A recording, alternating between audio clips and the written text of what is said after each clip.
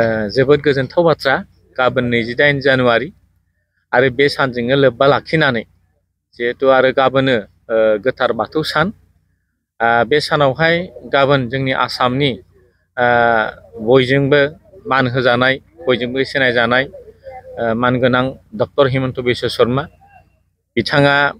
आसामनि गिबि मन्थ्रिया जोंनि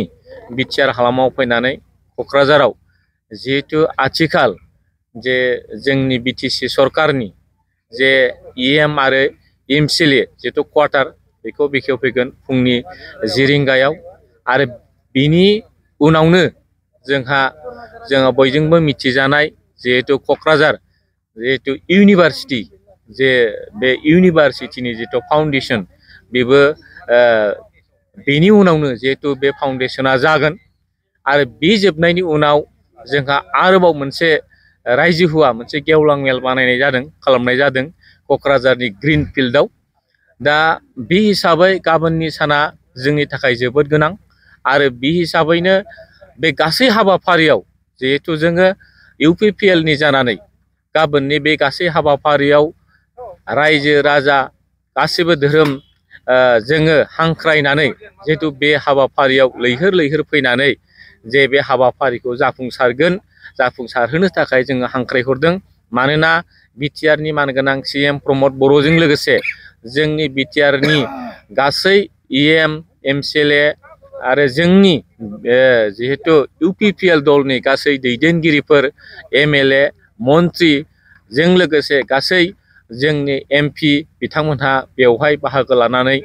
हाबाफारिखौ जाफुंसार होगोन। बेनिखायनो जोङो हांख्रायदों जिहेतु गाबोननि बे ओंथिगोनां हाबाफारियाव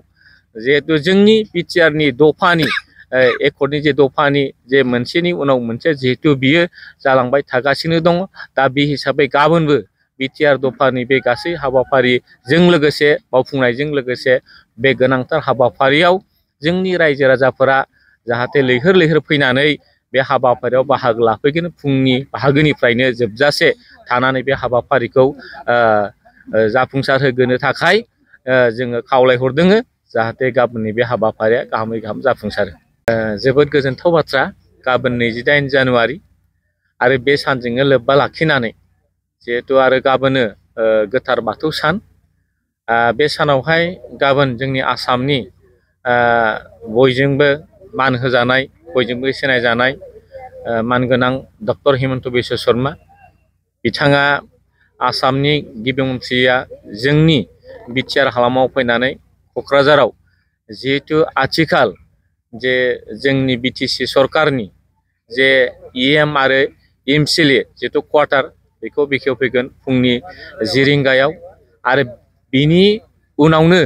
जोङो बयजोंबो मिथिजानाय जिहेतु क'क्राझार जिहेतु इउनिभार्सिटि जे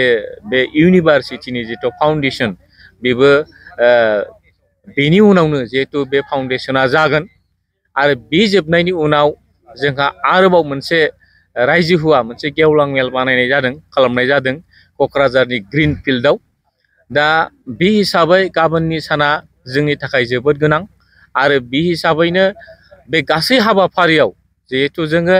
इउपिपिएल नि जानानै गाबोननि बे गासै हाबाफारियाव रायजो राजा गासिबो धोरोम जोङो हांख्रायनानै जिहेतु बे हाबाफारियाव लैहोर फैनानै जे बे हाबाफारिखौ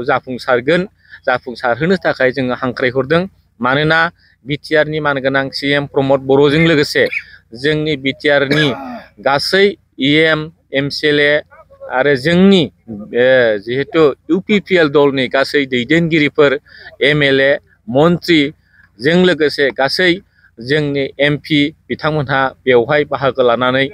हाबाफारिखौ जाफुंसार होगोन। बेनिखायनो जोङो हांख्रायदों जिहेतु गाबोननि बे ओंथिगोनां हाबाफारियाव